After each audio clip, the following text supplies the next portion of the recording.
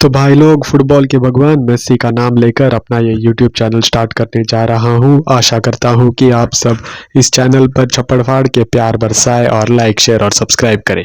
तो ये कहानी है एक टकले की। एक टकला अपने ईगो पे आ जाए तो क्या कुछ नहीं कर सकता। किसी को मार सकता है, पीट सकता है या फिर पूरी कंट्री के वर्ल्ड कप की उम्मीद को चकनाचूर कर सकता है।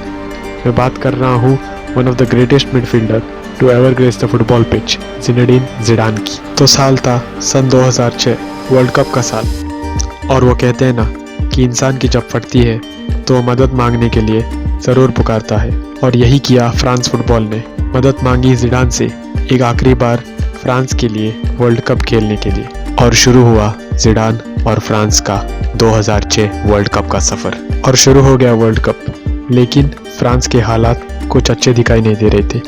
जैसे तैसे करके अपने 3 मैचों में 2 ड्रॉ करके और 1 जीत कर अपने ग्रुप में सेकंड आकर फ्रांस वर्ल्ड कप के नॉकआउट के लिए क्वालिफाई कर गई। लेकिन किसने सोचा था कि वर्ल्ड कप के नॉकआउट के हर मैच में ज़िडान ऐसा कारनामा कर दिखाएंगे जिसके बारे में किसी ने सोचा भी नहीं था। इस वीडियो के अंत में एक ऐसा फैक्ट बताऊंगा जो आज तक सिर्फ 2 ही प्लेयर कर पाए हैं, और वो है ज़िडान और फुटबॉल के भगवान खुद लियोनेल मेसी। ज़िडान की टीम फ्रांस ने ऐसा तहलका मचाया कि ज़िडान की टीम ने स्पेन को 3-1 की स्कोर लाइन से वर्ल्ड कप से बाहर कर दिया। और ज़िडान ने इस मैच के आखिर में ऐसा गोल मारा कि उसने मैड्रिड और बार्सिलोना के कैप्टन दोनों को अपनी औकात दिखा दी। इस बार मुश्किलें और भी ज़्यादा बड़ी थी, क्योंकि फ्रांस के सामने थी पिछले वर्ल्ड कप की चैंपियन ब्राज़ील। अब यही सोच रहे थे कि फ्रांस ने स्पेन को तुक्के से हराया और बाहर किया, और ब्राज़ील आज फ्रांस को और ज़िडान को अपनी औकात दिखा देगी। लेकिन लगता है सब भूल गए थे कि 1998 में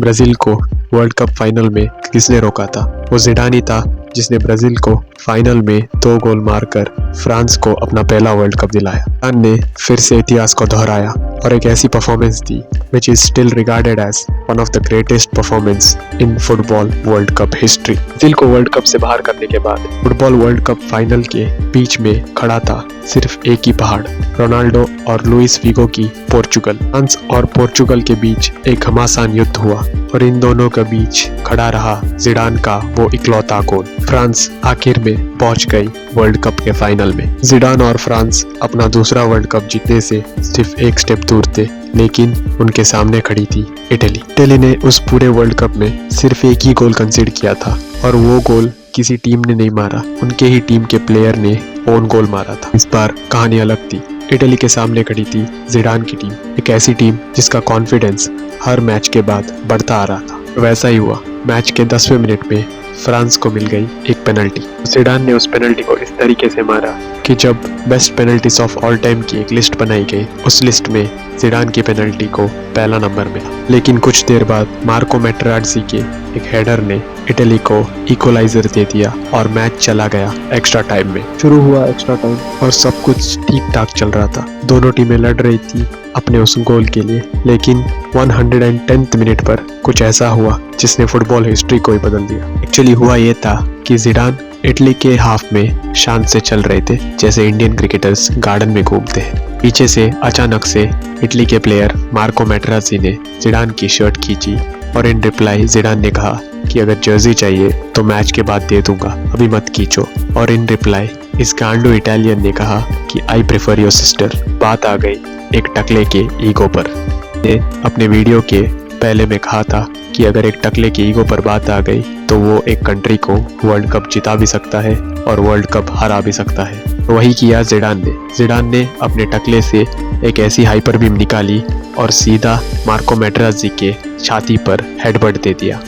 हेडबट जिसका नतीजा ज़िडान को डायरेक्ट रेड कार्ड और फ्रांस को वर्ल्ड कप की हार। पेनल्टीज में ज़िडान के ना होने के कारण वो पेनल्टी सब्स्टिट्यूट ट्रेज़ेगेट ने ली और सीधे जाके गोल पोस्ट पे मार दी, और इसके बदौलत इटली 5-3 की लीड से 2006 का वर्ल्ड कप जीत गई। लेकिन कहानी यहाँ ख़त्म नहीं हुई। एक्चुअली कहानी तो यहाँ से शुरू हुई। इस वर्ल्ड कप के बाद ज़िडान ने तो रिटायरमेंट ले लिया, लेकिन फ्रांस के साथ तो अच्छा ही हुआ, क्योंकि फ्रांस 2018 में वर्ल्ड कप जीती और 2022 में वर्ल्ड कप फाइनल में जाकर जीतते जीते हार गई। काश ये मैं इटली के बारे में बोल पाता। इटली का 2006 के वर्ल्ड कप के बाद ऐसा हाल हुआ जो किसी दुश्मन का भी ना हो। 2010 के वर्ल्ड कप में इटली ग्रुप स्टेज से ही बाहर हो गई। 2014 के वर्ल्ड कप में इटली ग्रुप स्टेज से ही बाहर हो गई।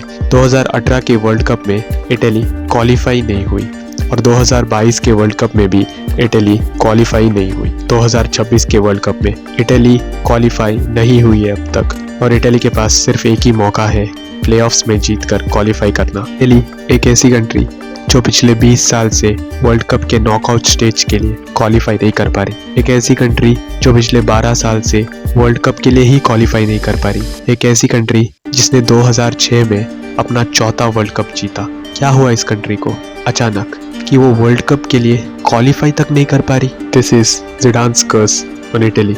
उस वर्ल्ड कप की रात के बाद लोग ये कहने लगे कि जिडान का कर्स यानी कि जिडान का श्राप इटली पर लगा है। एक ऐसा श्राप जिसकी बदौलत इटली कभी भी वर्ल्ड कप में अच्छा परफॉर्म नहीं करेगी और यही हो रहा है। 2026 के वर्ल्ड कप में भी इटली क्वालिफाई नहीं कर पा रही। तो क्या ये श्राप सच में है या फिर इटली कितनी बुरी टीम है कि वो वर्ल्ड कप स्पॉट डिजर्व ही नहीं करती। इटली के वर्ल्ड कप क्वालिफिकेशन के बारे में अपनी राय कमेंट कर जरूर बताना। और जिडान और मेस्सी वर्ल्ड कप हिस्ट्री में 2 ही प्लेयर हैं जिन्होंने वर्ल्ड कप के हर नॉकआउट मैच में 1 गोल कंट्रीब्यूशन दिया है। तो भाई लोग, ये थी जिडान की कहानी और ऐसी ही मज़ेदार कहानियों के लिए मेरे चैनल को लाइक, शेयर और सब्सक्राइब करना और कमेंट करके बताना कि इटली इस साल वर्ल्ड कप में क्वालिफाई होगी या नहीं।